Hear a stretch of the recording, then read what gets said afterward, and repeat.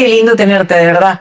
Oye, Susana, mira, tú tienes una trayectoria increíble, es muy conocida acá, y con el contexto del arte en los años 80 y 90, ¿cuáles fueron tus retos en esa época tan movida?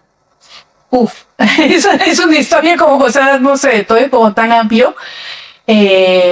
Podría empezar contando de cómo me metí en las artes plásticas. Por supuesto, claro. Ya, bueno, yo iba a postular porque, claro, desde chica me dibujaba con la boina, entonces, claro, yo desordenaba la casa y mi abuela decía, ¿qué es artista? Entonces, claro, yo no sé, es que es artista, no comés que es artista, ¿no? Entonces, claro, yo tenía... Está todo lo que sí, quería claro. Entonces yo tenía apoyos también de ser artista, postulo en la Católica y me quedo en la puerta y no entro. Pero así literalmente, entré por ampliación, entraba. Pero inmaduro y todo eso, pues me vino el berrinche y no, si ellos no me quieren, yo tampoco. Y me fui, y mi mamá me dice, oye, ¿pero qué vas a estudiar? Te dije, me voy al lado, a San Marcos. Y comencé a estudiar Historia del Arte. Entonces, de ahí es que vengo hacia arte. Pero bueno, Claro. al final quería hacer arte, pero de manera, pues, sensitiva, ¿no? A trabajar con las manos. No solo intelectual. Claro, pesar. Por eso empiezo con esto, porque en realidad de ahí viene toda esta historia de los 80 y los 90, ¿no? Entonces, por un lado, comienzo a aprender muchas cosas en San Marcos, desde la realidad. Yo había en un tupper en un colegio católico de monjas alemanas, muy lindo, pero no sabía nada de la realidad en San Marcos, pues eran unas cachecadas todos los días, ¿no? Claro. Pero quería estudiar en la católica, entonces me metí por la ventana. Literalmente, me fui un lunes ya y hice que me contraten para posar. Y a poco tiempo era la estrella, entonces claro, yo comencé siendo el bodegón de todos mis colegas. Increíble. Sí, ¿entiendes? Entonces, claro, en los descansos yo iba y miraba, y claro, hay muchas personas que respeto mucho, que yo los he conocido de estudiantes. Entonces, claro, mi vinculación al arte fue diferente, de alguna manera, ¿no? O es lo que pienso, de repente es como cualquiera, no lo sé, ¿no? Pero yo lo sentí así diferente porque venía como de estas dos vertientes, no una escuela de historia, no una escuela de arte estrictamente, donde te enseñaban como talleres, en fin, Claro, oficios, sí, ¿no? claro. Pero Entonces, después tú, además, posteriormente te fuiste a Francia y de ahí a Argentina. bueno, ¿Qué influenció haber estudiado en estos dos países? lo que pasa es que San Marcos empezaron huelgas, Sí, pues, y una época muy movida. claro, entonces todo el tiempo entraba la policía, correteaba a todo el mundo, y como el Perú es muy racista, al comienzo a mí no me correteaban. Tenías que ser un mestizo para ir a correr. Entonces yo me sentaba, miraba cómo todos corrían, recogía los papeles, llamaba a algunas personas, pero finalmente estereotipos como todos racistas, clasistas. Claro. No podía estar, se dieron cuenta que había intelectuales, había gente de toda condición. Entonces, claro, yo me acuerdo una vez, los policías comenzaron a acercarse a mí, y yo corrí. Y es una tontería lo que te voy a decir, pero secretamente estaba feliz, corría con todo. ¿No? Eras parce, Claro, entonces como empiezan a ver esas cosas mis papás, así tipo el meme, me han castigado, me mandaron a hacer igual que el meme, me mandaron a Francia unos 6 meses porque yo tenía un amigo allí. Qué buena. Y así. Y su abuela tenía una escuela de maquillaje, y una de las cosas que a mí siempre me habían encantado era el maquillaje. Ya, sí, eso es lo que me iba a preguntar. Porque claro, ¿cómo te interesaste así en la cosmética, la moda? Pasaste al lenguaje expresivo también del arte, ¿no? Es que yo desde chiquita he sido como un maricón. Entonces me encantaba todo, robarme la ropa, mira, porque no la entendí, pues me maquillaba. Claro. O sea, todo Sí, siempre me ha encantado, ¿no? Y me encanta el maquillaje, la ropa, el diseño, todo. Entonces, como habían huelgas y mis papás no querían pues que sea ociosa, por eso lo único que hacía era ir a posar, pero eso no sabía. Claro, ¿no? claro. Entonces, nada, me fui a Francia, estuve 6 meses. Después me metieron a Geraldine, que en esa época creo que era la única escuela de modas en Lima. Geraldine. Sí, Geraldine. O que habían tal vez 2, pero creo que era la única. Bien. Entonces, según el nombre, Geraldine, sí, se llama Geraldine, era como, que fue como desde los 70, 80, era como la diseñadora. No habían pocas diseñadoras, Sí, ahora hay imagino. muchos, ¿no? Pero eran como conocidas, bueno, en fin. Entonces estudié estas 2 cosas, pero yo seguía pues ya con el bicho, y como que yo seguía trabajando paralelamente como espía, no me iba a la Católica. y seguía posando y estudiando de alguna manera, pero observando, ¿no? Me bajaba del pedestal de cuando se me pintaba y yo veía cómo los corregían, en fin, ¿no? Entonces, como estudié cosmética, al final hubo un concurso, me acuerdo de Coca-Cola, y yo le converso a Alfredo Márquez y a Gustavo, le digo, ay, yo voy a concursar. Me dicen, pero ¿tú pintas? Claro, le digo, claro que pinto. Entonces, imagínate qué tal lo sabía, ¿no? Claro. Entonces, yo con lo que había pintado y como con el yo decía, lo mismo y de ser más fácil porque no te habla, porque las personas te hablan mientras tú las maquillas, me descubrí que odié, no maquillar. No. Sí, entonces sí. Entonces, bueno, pero me encantaba el maquillaje. Claro. Entonces, me puse a pintar y fue con mis conocimientos de maquillaje y me metí a ese concurso. Y yo creo que les enseñé la primera cosa que yo, y los dos se quedan como... O sea, claro, no es que era wow, pero sí, o sea, sí lo hacía. Claro, y por ahí yo creo que todo esto te ayudó a que ahora puedas hacer también dirección de arte. Seguramente Claro. sí, claro que sí, porque mis papás pobres sufrirían porque decían, claro, estudio una cosa, estudio otra cosa. Claro, autodidacta. Claro, ¿no? Y yo encima no terminé la universidad. Una vez más me vino estos gestos así. Claro. Entró Fujimori a la universidad y dije, dije, ya no me voy a aguantar más y me largué. Claro. Entonces de ahí me fui a Argentina y digo, pobre mis padres realmente, Qué bueno, pero maravilla, porque has aprendido, que eso te ha ayudado a lograr todo lo que has hecho, ¿no? Lo único que Y abrirte también, ¿no? Tú tienes una mirada bastante amplia. Ha sido parte, una de las imágenes más importantes que yo recuerdo de ti, cuando yo era una estudiante en los 90, era el Lava la Bandera. Creo que he tenido mucha suerte en la vida, puedo decir, ¿no? Y siempre en momentos claves han aparecido conmigo, han venido personas interesantes, inteligentes, que me han aportado mucho. Eso, claro, no fue algo mío, fue un colectivo y tuvimos la suerte de converger diferentes personas en este colectivo y cada uno puede ser como hacer una sopa, ¿no? Y cada uno trajo sus ideas y comenzaron a hacerse actos simbólicos. Estuvieron personas pues artistas tan importantes, está Claudia Cora, Claudia, increíble. Me acuerdo de esa imagen de todas ustedes lavando la bandera en el centro de Lima, ¿no? En la Plaza Mayor, y la Plaza Mayor. Puede ser más, ¿no? Pero que se me quedó grabado. Después siempre te he visto muy activa, ¿no? En todos los movimientos, digamos, sociales. Bueno, yo ahora en realidad te voy a decir que últimamente ya no voy mucho a las marchas, pero sí sigo yendo, a veces por tiempo, te voy a decir, pero las que siempre trato de ir porque generalmente es sábado, ¿no? O sea, es en un día de semana, es la del orgullo. Claro. Fuiste a esta última. Esta vez, tú sabes, no pude. No pude. Yo no pude, me olvidé de la marcha. Pero, no, yo, es más, ya lo tenía todo listo, así, pero bueno, pasan cosas, ¿no? Pero siempre que puedo, quiero ir, y yo me acuerdo de las primeras marchas que vimos que eran 4 gatos y tú sabes que yo siempre es como mi ilusión y si hay algo que me encanta, digo, como de aquí no sé si quiero atreverme, como hacer una cosa simbólica que me encanta, es estas mamás que se ponen ahí y que se ponen como abrazos de mamás. Y yo quiero hacer eso. Claro. Pero organizarlo, o sea, o de la prensa organizar y yo que me creo, ¿no? No, pero me parece ahí. Y la última vez vi un video de abrazo de papá. Es más difícil.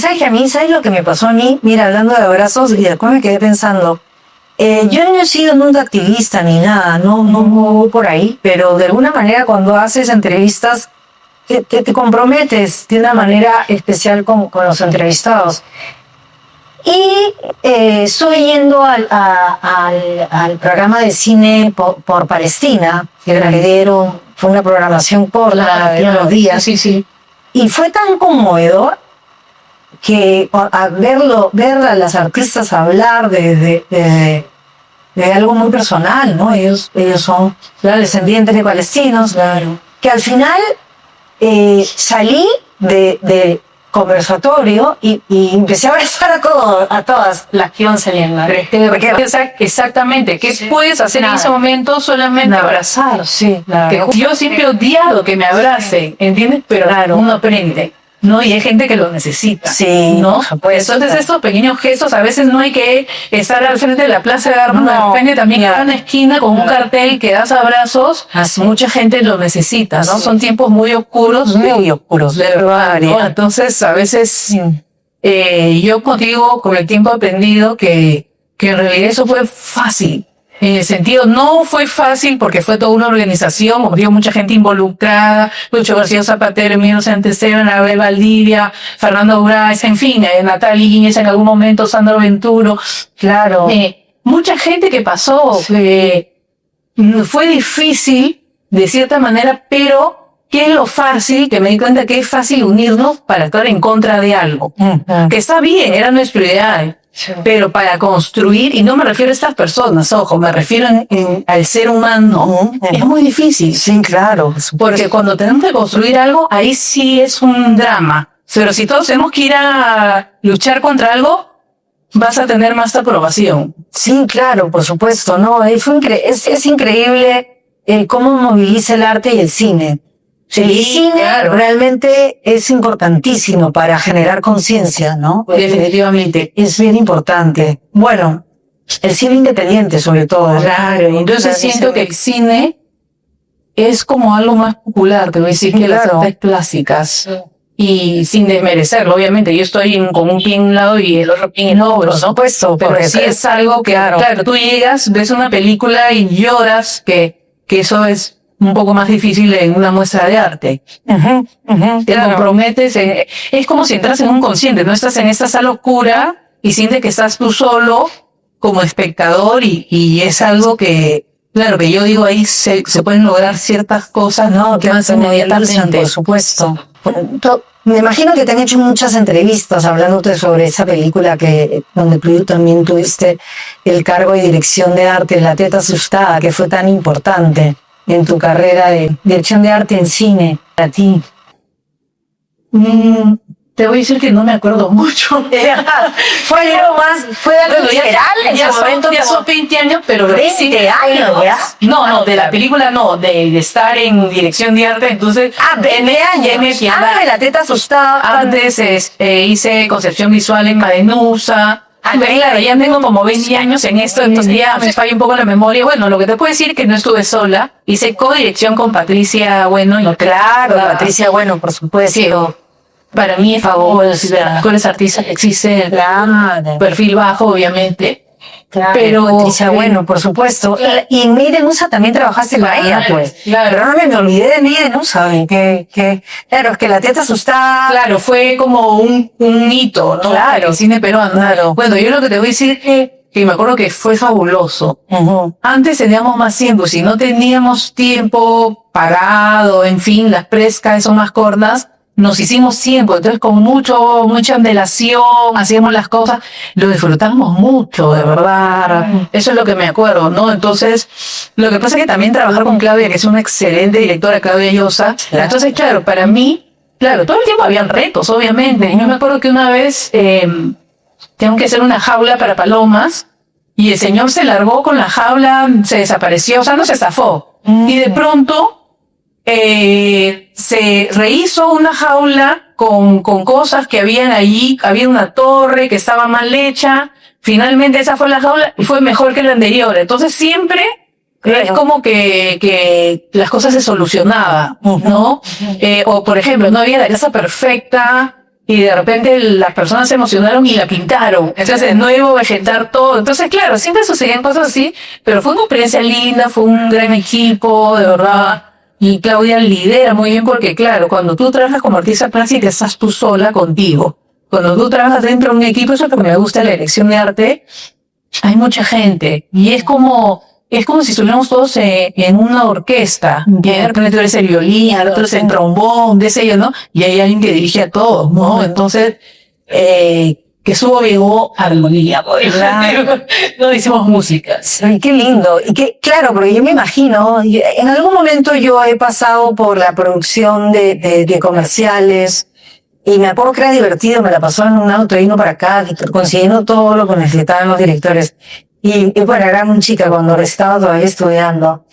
Pero claro, cuando se filmaba, no podía hacerse nada sin la colaboración de todos. Era una cosa de conexión. Claro. Todo tenía que estar conectado. Claro. Y esa parte, me parece difícil, ¿no? A la hora de crear. Lo que pasa que, por ejemplo, a mí no me gusta tanto los comerciales porque no tienes tiempo y yo necesito tiempo. Yo no ya, en el cine es diferente. Claro, mira. y tienes que aprender a mantenerte en el tiempo porque es la después está la filmación, entonces claro, a veces la post también te llama, entonces tú puedes estar por lo menos 2 meses, por lo menos o más, en todo un trabajo, entonces tú tienes que aprender a mantenerte en el tiempo, ¿no? Entonces claro, es un sistema por el cual, con que tú te odies con la otra persona, vas a terminar llevándote bien, reconciliándote, porque la misma dinámica de colaborar nace que llega un momento pues que tú tienes todo para atrás porque te das cuenta que estás en un barco y todos estamos remando hacia la misma dirección. O si yo no rema para aquí, para que el barco funcione, ¿no? Entonces, el sistema es bueno. Obviamente tiene, como cualquier trabajo, tiene sus pros y sus contras, pero el sistema está hecho, como te digo, para que todos colaboren, ¿no? Y eso a mí me enseñó mucho porque yo creo que me enseñó a tener humildad y eso es importante, ¿no? Claro. Esta vinculación a los estereotipos femeninos, ¿cómo te vino? ¿Cómo empezaste con esa posición? Me lo había saltado por Lingo, pero no vamos a ver. No pasa nada. Ay, sí. Lo que pasa es que yo me voy por las ramas. Ya, no pasa nada. No, esto es una ida y venida. Sí. Vamos atrás, adelante y atrás. Lo que pasa es que, una vez más, yo como no he tenido una educación formal, sí tenía vacíos y tengo que admitirlo. Por supuesto. Entonces, cuando yo me voy a vivir luego a Argentina, ¿no? Yo llegaba y, por ejemplo, ni siquiera sabía trastelar las telas, o sea, había cosas que ibas a aprender el camino. Claro, había visto, pero claro, yo, o sea, no, había cosas que no sabía qué hacer y me invitan a una muestra en Argentina. Mira. Ven cosas mías así y me invitan de buena onda. Y digo, ¿y ahora qué hago? Porque ni siquiera sé dónde conseguir como un bastidor. Estaba perdida el espacio, pero yo qué sabía coser. Claro. Entonces yo hice mi molde todo en el piso. Entonces, claro, y era lo mismo para una vez más, pero que igual la pintura con el maquillaje. Entonces pinté sobre un vestido que hice. Y lo llevé y lo colgué y de repente me comienzan a llamar como algunas artistas de MC. Oye, me encantó tu obra, que no sé qué. Tú haces arte de género. Y yo, ¿hago arte de género? ¿No? Entonces, en realidad yo empiezo un poco desde sinceramente, desde mi deficiencia, como, entonces, claro, no, ¿qué sabía hacer? Entonces eso hacía, pero luego me doy cuenta que, claro, al final estaba en una etapa que prácticamente estaba jugando a la casita. Entonces hablé desde lo que me interesaba, ¿no? Desde lo que era en ese momento. Entonces después hago la bandera y hablaba también sobre toda esa problemática. Comienzo a escuchar, por ejemplo, en mi familia una serie de historias. Por ejemplo, mi familia es del norte, por Angas y por Mangas, de Trujillo. Es gracioso porque mis papás se conocieron en Lima, pero sus papás se habrían conocido allá, en fin. Y estuvieron en la revolución de los años 30. Mira. Sí. Y hablaban pues de muchos personajes heroicos en la familia, que mi papá y que el otro fue prefecto de Trujillo, que el otro no sé qué, ¿no? Y de repente, y las mujeres, ¿no? Y me cuentan una historia por el de mi padre, de una de las señoras que era muy conocida y qué sé yo, y ella en la revolución que hacía, iba a las cárceles, recogía la ropa de todos los presos políticos y se la lavaba y se las entregaba. Entonces yo, Candy, claro. Y yo pensé, pero eso es heroico también, claro, o sea, no necesitas en una revolución siempre empuñar un arma, ¿no? Entonces, claro, devolverle la dignidad a un preso con ropa limpia que de nuevo se sienta humano, ¿no? Me pareció, entonces, por ejemplo, de ahí surgió. Entonces, todas esas cosas cotidianas que me iban pasando. Entonces, claro, y a mí me convenía porque yo sí podía coser las banderas. Entonces, comienzo a hacer cosas que puedo hacer. Porque yo, de alguna manera, yo, por ejemplo, cuando pinto, como yo vengo de la cosmética, mi forma de pintar no es realista, a veces es plana, en fin, ¿no? Entonces, me parece como genial porque puedo hacer algo que puedo, ¿no? Totalmente. Sí. Pero bueno, has hecho personajes bien interesantes, ¿no? A través del tiempo. La foto esta que he puesto en la portada, Sí, que todo el mundo se ha quedado pues, porque yo a todos les pongo Juventud Divino Tesoro. Juventud Divino Tesoro. Claro, sí. Esa foto es medio antigua, pero me pareció perfecta para presentar. Lo que pasa es que a mí siempre me ha gustado, como te digo, el travestismo, Claro, cosas, y obviamente me he vinculado mucho a eso con mis amigos. ¿Y tu amistad con Giuseppe? A ver, te cuento cómo empecé. ¿Cómo empezaste con tu amistad? Sí, cuando era subterránea, y como estar repetido, sí. Era subterránea. Sí, y era delgada. Esas son dos variantes importantes. Y me llamaron porque había un desfile de moda alternativo y no le entraba la ropa a la modelo. No, para que veas cómo era de delgada. Ya, o sea, era muy delgada. Y yo me tenía que poner la ropa que no le entraba a la chica.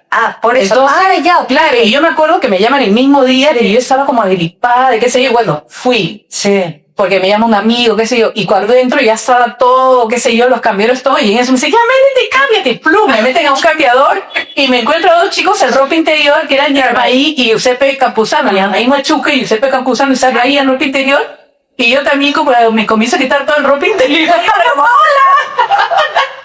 ¿No? Y ahí nos conocimos y nos comenzaron a vestir y comer, y fue muy bacán, muy divertido, y nos comenzaron a vestir como muñecas, y bueno, y nos dan indicaciones, y era como... Todavía no se conocía, lo comía, y era como, miremos a esta música y no sé qué.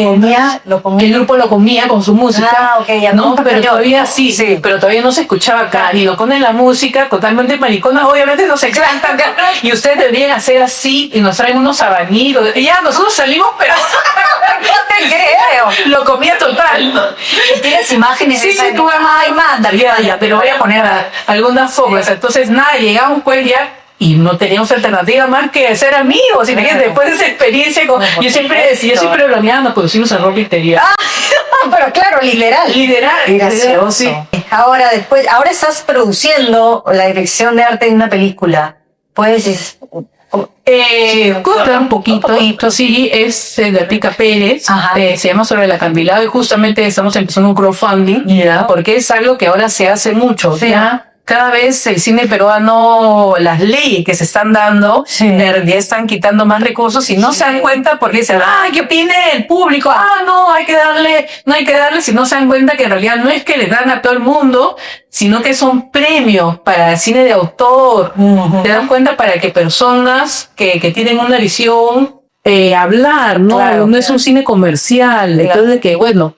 Y en cualquier país siempre hay impuestos al cine, el cine de oro mexicano, el cine de Argentina ha surgido gracias a estos apoyos. Así es. Pero bueno, entonces nada, estamos en eso, empezamos en la pre, estoy ahorita viendo como todas las cosas, es una historia preciosa y nada, y ahí estamos, y la anterior también, es una lucha, porque a veces mi esposo me molesta y me dice, a ti te llaman para hacer milagros. Claro, sí, es como que tenemos que pronto hacer una cosa lujosa. No siempre estoy satisfecha. Yo veo los errores a veces porque es muy difícil. Yo me acuerdo una vez en una locación tuve 7 soles y tenía que desplazar, y tenía que ponerse lunas al lugar, vidrios, y al final dije, olvidémonos, para santo y flores, y claro, y creamos como una monja y nadie se da cuenta que no había ventaja porque se trae con las flores. Pero a veces... Oye, pero qué bestia, ¿cómo saca la creatividad? Claro, pero la falta de recursos. Claro, pero a veces sí yo digo, ya veo eso y es como, Dios mío, no. Claro, y tengo que ver 3 veces una película para disfrutarla porque las 2 días estoy viendo todos mis errores. Sí. Oye, cambiando el tema ahora que estamos hablando sobre la resistencia, ¿qué opinas, qué piensas sobre el lugar del arte como herramienta de resistencia social ahora? Es importante, pero es una época, te voy a decir, para mí, no sé, un poco oscura, podríamos decir, porque yo a veces siento que, por más que es poderosa y no lo voy a negar, a veces es muy difícil, porque no solamente el arte tiene que hablar, sino también tiene que escuchar.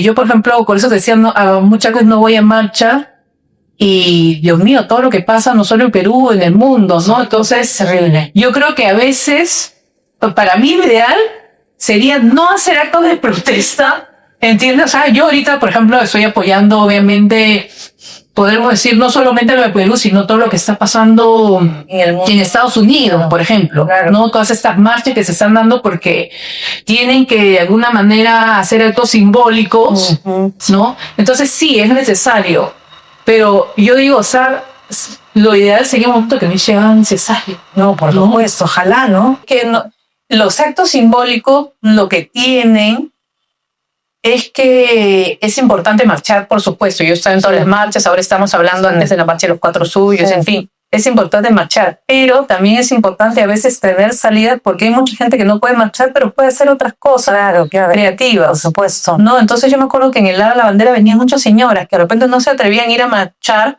o no tenían tiempo, pero podían ir un día a la semana a lavar Sí, y hacían su presencia. Claro. Lo importante es crear como hitos que generen atención, ujú. sobre todo para ver el descontento. Obviamente pensé que lo ideal es que no tuvieran que haber estos actos Sí. simbólicos. Sería el Es- ideal, pero claro. desde que me acuerdo tenemos que hacerlo, ¿no? Claro, O lo porque tienen que te da hacer. otra alternativa. Puede venir un anciano, un niño, en fin, a hacer como gestos sencillos, Claro. ¿no? Que signifiquen y que les signifiquen también, porque todos de alguna manera a veces queremos dar nuestra opinión y a veces en lugar de estar peleándonos en una plaza, de repente con un gesto simbólico podemos hacer. Claro, por supuesto. Bueno, nada, Susana, yo te quería preguntar, ¿qué te interesaría transmitir a las nuevas generaciones de artistas que están comenzando? ¿Qué te gustaría? En realidad a mí no me interesa transmitirles Nada, ¿no? Es que lo que pasa es que yo te voy a decir, o sea, yo cuando enseño como profesora, Claro, tú sé, claro, ahí capa larga, puntualmente, claro, ahí enseñarle. puntualmente les transmito cosas. Sí, A los artistas plásticos me interesaría sí. que sean buenas personas, pero cuando soy profesora mi deber, sobre todo, que sean buenos artistas. Porque incluso uno tiene derecho Ujú. a equivocarse, Sí, ujú, ¿no? por supuesto. Y entonces me siento un poco como... No solo derecho, sino que es parte de eso. Casi no aprende. Exacto. Yo siempre les digo, por favor, equivóquense, o sea, no tengan timidez, porque a veces uno no levanta la mano porque piensa que va a decir una tontera y al contrario, o sea, todo es bienvenido. Y cuando tú te equivocas, realmente aprendes. Sí, Porque más bien exactamente. cuando tú haces algo bien, de repente fue un chiripazo. Sí, ¿No? por supuesto. Entonces, por eso te digo, entonces esto de transmitirles, no lo sé. O sea, yo Claro. me gusta enseñar, me encanta enseñar Claro. cosas puntuales. Obviamente a nivel personal, si alguien me pide un consejo lo daré, pero no sé, me siento como muy cohibida, No, como dar como por supuesto, sí, claro. ustedes tienen que portarse así. No, o sea, claro. te juro. Sí, no, totalmente. ¿Cómo entiendes ahora tu relación entre arte y género? ¿Cómo la entiendes ahora? Bueno, antes, como te digo, fue casi un chiripazo. Claro. Pero ahora viéndolo con toda esta Claro. distancia. Bueno, cuando estoy ahora recién armando, imagínate, ya a los 55 años, recién estoy haciendo una página web. 55 tienes. Sí, sí, Mira, cómo pasa el tiempo, ¿no? Sí, y te juro que me encanta envejecer. Yo soy bien contraria, Claro. mientras a nadie le gusta, a mí me encanta. Me dice, tírate el pelo, no, me encantan las canas. Claro. Si te bajas unos kilitos, no, ahora me engordo. Eso porque- sí, yo soy así. ¿Ya? Pero, ay, ¿cuál era la pregunta? Ya me olvidé, te juro. Porque... No te preocupes. No, que cómo te relacionas ahora de la actualidad y el arte y el género. Sí, por eso te contaba de la página web. Estoy mirando toda la página web. Claro, siempre sí ha habido un interés de hablar, pero de la vida cotidiana. Claro. ¿No? Yo tengo como 3 vertientes en mi vida, en las artes plásticas, ¿no? Entonces uno le llama el heroísmo de la vida cotidiana. Claro. Y esa es esta teoría que yo siempre te decía, que yo le he tenido desde siempre, que es que para ser un héroe Sí. no tienes que empuñar un arma. Claro, Puede claro. ser, por ejemplo, ahora una mujer que de repente junta agua para darle a su hijo en Gaza y que se está privando del agua. O sea, imagínate qué gesto más heroico, ¿no? O sea, Por supuesto. que tú te arriesgas. O sea, hay gestos a veces, hacer familia en tiempos donde ahora todo es tanático ahora, o sea, de repente, y no me refiero a papá y mamá, no. O sea, familia en general, acoger a alguien. Sí. O sea, hay miles de formas de tener amistades, cobijar, hay miles de formas de ser héroe. Entonces, Sí. eso siempre lo he visto en mi trabajo. Después, bueno, yo lo veo, de repente yo lo veo. Después, otra cosa que siempre me ha interesado es lo neoinca, que yo llamo así. Claro, porque claro, por cuando yo me supuesto. fui a vivir afuera, veía que por todos lados veía algo marca Inca y era como que me movilizaba. Claro, ¿no? Era como, claro, me sentía pero anísima, ¿no? Y entonces hiciste estas guacos con tu cara. Claro. Fue toda una época de trabajo. Sí, entonces yo tengo como dos vertientes dentro de lo Inca, ¿no? Bueno, yo hablo que los guacos en realidad son moche. Sí, eso no, sí. Esos son pre-Inca. Claro, pre-Inca. Claro, pero en el Museo Neo-Inca, entonces me voy de compras, una vez más como de lo doméstico, ¿no? Sí. Y comienzo a buscar siempre cosas de marca Inca. Y esas las expongo. Y hago como instalaciones como museos, ¿no? Sí, pues. Y bueno, y van cambiando porque obviamente se pudren, me los como, los botan a la basura. Yo me acuerdo que en mi casa siempre me preguntaba, ¿esto es basura o es arte? Así es una pregunta recurrente, ¿no? Entonces, claro. O siempre que ponía chocolate Inca, que hace diferentes marcas, siempre... ¿Cuál era el chocolate Inca? Había de taza. Ah, sí, claro, ya me acuerdo. Bueno, sí. En una muestra se lo comieron. No. En otra muestra lo robaron se robaron el chocolate. Sí, dime. Y ¿cómo se llama esto? Y el guachimán dijo que se lo habían robado las ratas. Y yo de picona me fui hasta, sin que sepan, me fui donde dormía y encontré la envoltura y me dio pena. Bueno, claro. O sea, si se la había comido, yo al final le invité, me hice la tonta y le invité algo. Claro. Entonces, claro, le provocó. Sí. En Chile, por ejemplo, se han robado los cigarrillos Inca. Imagínate. Claro, que para ellos será una novedad. ¿Existen todavía? Todavía existe. No, sí, no te creo. Wow. Sí, increíble. Entonces, bueno, esa es otra vertiente, ¿no? Y después tengo otra que tiene que ver con la belleza mestiza. Sí, que, claro, que ahí meto mucho la cosmética, ¿no? El diseño, que estudia también costura, en fin, ¿no? Y siempre buscando toda esa belleza que eso mejoró mucho en el Perú, ¿no? Sí. Que de alguna manera no nos reconocíamos los peruanos en el espejo. Sobre todo también las bueno, eso es muy gracioso porque ese es como un personaje. Yo me acuerdo que una vez, te cuento una anécdota muy graciosa. Mi esposo Gustavo era director de la Casona de San Marcos y iba a venir Imazumac. Sí, pues. Entonces yo emocionadísima iba a llamar a todo el mundo para invitar y me dice, no, esto lo organiza la universidad, no nosotros. Claro. Nosotros solamente estamos dando el local. ¿Ok? Y yo cuando me asomo veo en la calle ancianos con sus discos. O sea, gente pues de ahí se fue como en los 50. Claro. Y yo decía, Dios mío, ¿cuántos años han esperado para volver a ver a su diosa? A su diosa. ¿No? Entonces me meto a ver, era en un salón, creo que se llama Salón de Grado, no estoy seguro, ¿no? Y todo estaba con cartelitos, ¿cómo se dice reservado, qué sé yo, ¿no? Y yo digo, ¿quién organiza? Le pregunto al guachimán que me conociera, mi amigo, me dice... una entidad que se llama Protocolo. Y yo, ¿y quiénes van a venir? No, ese es para la secretaria del doctor no sé cuándo. Todos son doctores, pues, ¿no? Claro. Ese es para el doctor no sé qué, para el doctor. Y empieza, no, conocen a Soma. Entonces me metí, él se hizo el que no miraba y me puse a regar carteles ahí, me entró a un costado y nos metí a todos los viejitos y nos sentamos. Y yo me acuerdo que una vez Lucho Lama me ha dicho, tú te pareces a Imazumac. Mira, bueno, te estoy hablando de años luz cuando tenía todo el cabello negro, ¿sabes? Entonces... me lo peiné, rayé al medio, para atrás, todo me maquillé, ¿no? Sí. Y me senté ahí, ¿no? Entonces llegó el protocolo y dijo, perdón, ¿quiénes son ustedes? Y yo digo, no se nota, somos la familia. Perdón, yo así como imasumísima era. Wow. Y nos quedamos y estuvimos en primera fila y todos la vieron. Y habían traído regalos, se acercaron, le dieron su regalo. Lucha, qué lindo lo que hiciste, qué bárbaro. Bueno, fue una locura, claro. No, se enteró después. Sí, ahorita se vienen peranos del protocolo. Qué divertido, ¿no? Sí. Al final, bueno, claro, vean a su diva. Claro, entonces, como ella, yo me acuerdo que a mí me encantaba de niña porque yo le veía como una mezcla de princesa inca y reina de la primavera juntos. Claro. Porque, claro, ella, por ejemplo, a Vereda no le gustaba porque no la veía pura, pues era como una cosa kitsch. Y a mí desde niña me ha fascinado el kitsch. Me encantaba, entonces yo la amaba. Entonces, claro, yo en una de las muestras, en la primera, creo, Neo Inca, me hago esta performance que me meto en una vitrina y era como una especie de Imazumac, ¿no? Entonces esa foto que tú pones es cuando me metí allí, ¿no? Entonces en la muestra... Claro, la tomó? No me acuerdo ahorita. Sarmiento creo que me sacó. Linda. Sí, linda. No, él trabajaba también en Somos, él tomaba fotos maravillosas. Sí, increíble. Qué bárbaro. ¿Cuántos años? Ya tienes como 35 años metida en el mundo de la creación. Sí. 35, ¿no? Sí. Qué bárbaro. Wow, Susana, qué bárbaro.